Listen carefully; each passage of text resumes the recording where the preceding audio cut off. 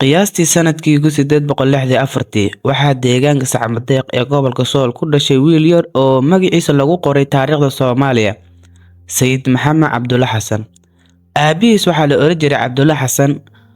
Wuxuu ahaa nin xoolo dhaqato ah oo ka soo jeeda beelaha Daarood, halka hooyadiis Aamina Sheekh Daahir ay ahayd haweeney aad u caqiido badneed oo ka timid deegaanka Dhulbahante. Sayidku wuxuu ku barbaaray nolol reer guura ah, isagoo da'yar oo ku barbaaray dhaqanka Soomaalida, gabayga iyo muhiimadda ay leedahay diinta Islaamka. Sayidka caruurnimadiisii wuxuu bilaabay barashada Qur'aanka Kariimka ah isagoo ku xifdiyay dhowr sano gudahooda. Wuxuu aad u jeclaa inuu ogaado macnaha Qur'aanka Kariimka iyo xadiiska Nabiga markii uu yaraa ilaa markii uu weynaaday. Wuxuu ka baxay deegaanka hooyadiisa isagoo raadinaya aqoon diineed oo ka baxsan xuduudda reerkiisa.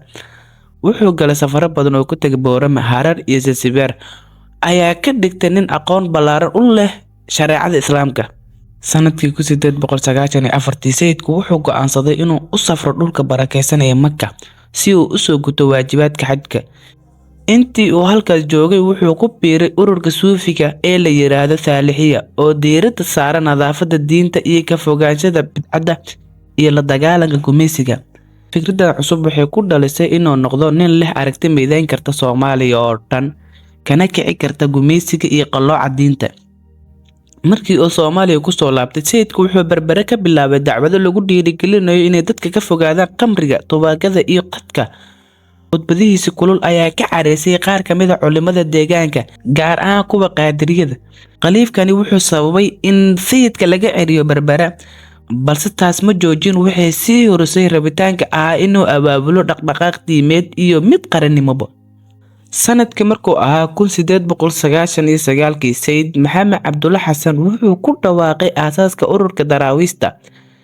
Daraawiishtu waxay ahaayeen ciidamo diimeed iyo qarannimo oo ka kooban rag hubeysan, gabyaa iyo culimoba, kuwaasoo ballan qaaday inay difaacaan diintooda sharafta leh ee Soomaalida. Halkudhigoodana wuxuu ahaa difaac diin iyo dal, waxaana si weyn uga hor imaaday Ingiriiska, Talyaaniga iyo Itoobiya.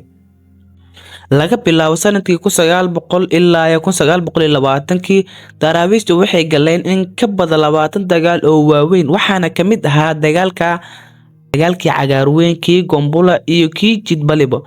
Mararka qaar waxay guulo waaweyn ka gaaraan ciidamada Ingiriiska, Itoobiya, mararka qaarna waxay la kulmaan khasaaro aad u culus.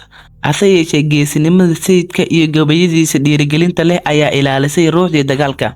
Sanadka markuu ahaa 1905 sayidku wuxuu la saxiixday Ingiriiska heshiiskii Ilig, kaas oo u oggolaanaya in Daraawiishtu ay ka degaan dhulka ay maamulaan.